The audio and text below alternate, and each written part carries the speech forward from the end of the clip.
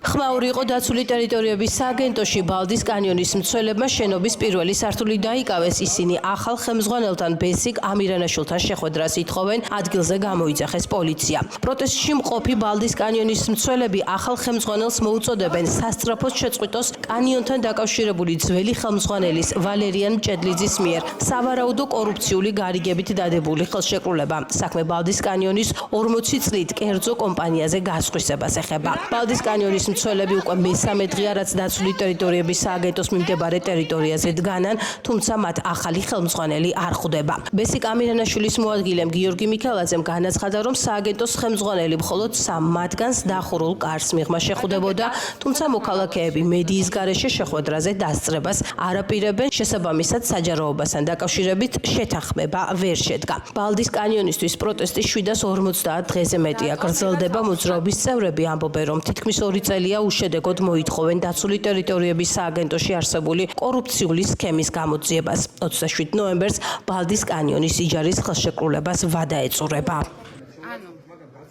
ამ სამ დღეს რაც შეეხება ჩვენ 2 კვირით ადრე გამოვაგზავნეთ წერილი, როგორც ცივილიზებულ ხალხს შეშვენის, რომ გვჭირდებოდა შეხვედრა.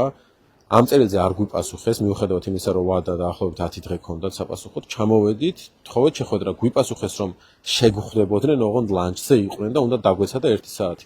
გვალოდინეს 1 საათი და შემდეგ გამოგვიცხადეს, რომ აღარ შეგვხვდებოდნენ.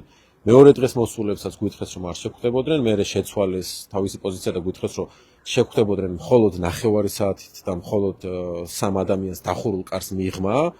და დღეს უკვე ხა აცხადებენ რაღაცა განცხადებაში წერენ, რომ თითქოს ისინი ყოველთვის მზად არიან მოსახლეობას შეხვდნენ, რომ მათ ვარი თითქოს არასდროს არ უთქვამთ და რეალურად პირიქით გაურბიან მოსახლეობასთან შეხვედრას და იმ პოსტში ბალდაც კი არ უხსენებიათ. ფაქტი არის ისიც, რომ ეს ხალხი მაქსიმალურად ცდილობს, რომ ბალდის ამბავი დამალოს, ცდილობს რომ არ გახმაურდეს, იმიტომ რომ იციან ძალიან დიდი დანაშაული არის ბალდაში ჩადენილი კორუფციის სახით, მოძალადე ინვესტორის მოყვანის სახით და მოსახლეობის უფლებების შელახვის სახით. ჩვენ სურათებიც გვქონდა მოტანილი მეტი თვალსაჩინოებისთვის, სადაც ნაჩვენებია დაჭრილი მინდია ბჟალავას ერთ-ერთი IRM7-დან, რომელიც კომპანიის წარმომადგენელმა მიაყენა, მშენებლობაზე მკვდარი შველი, რომელიც მშენებლობა მიმსხვერპლა.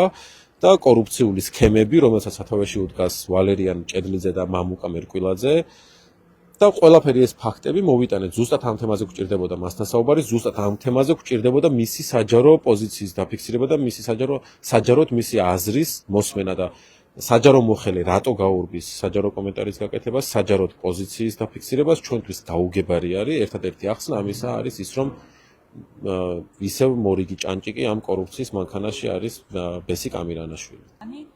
პოსტში დაწერეს, რომ ულტიმატუმის ენით ლაპარაკი მათთვის მიუღებელია და სინამდვილეში თვითონ გვესაუბრებიან ულტიმატუმების ენით. ჩვენ გარკვევით უთხარით, რომ გვინდა საჯარო შეხვედრა. ულტიმატუმი არ არის, ეს არის ჩვენი თხოვნა, რომ საჯაროდ შევხვდით.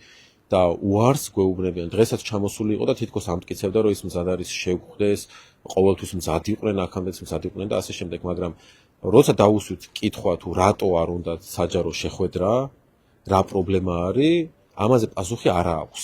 და ამაზე პასუხი ფიზიკურად ვერც ექნებათ, იმიტომ რომ ეს არც სამართლიანია, ეს არც კანონიერია, იმიტომ რომ მათ აქვთ ვალდებულება, რადგან ხალხი უხდის ხო ხელფას და ხალხის სამსახურში არიან ისინი და პასუხისმგებლები არიან ჩვენს წინაშე და პასუხს ატო არ აგებენ, ეგ არ გვესმის. ან რა პრინციპით უნდა გავაკეთოთ, რა სიზამენ საერთოდ დახურულ კარს მიყვა ხო არ ვიცით. ერთხელ ქონდა იმის გამოცდილება, რომ ერთი კომენტარიც კი არ გაუკეთებია ბესიკ ამირანაშვილს, თავის პოზიციას საერთოდ არ დაუფიქსირებია და მასეთ შეხვედრას რა აზრი აქვს. მაშინ დავდგებით ჩვენ მარტო და ვისაუბროთ და აქ არის მთავარი, რომ დაცული ტერიტორიების ახალმა თავმჯდომარემ დააფიქსიროს პოზიცია სააგენტოსი და ამას არ აკეთებენ. იმიტომ არ აკეთებენ, რომ კორუფცია არის, დანაშაულები აქვს და ცდილობენ, რომ ეს გადამალონ და ხელი დააფარონ.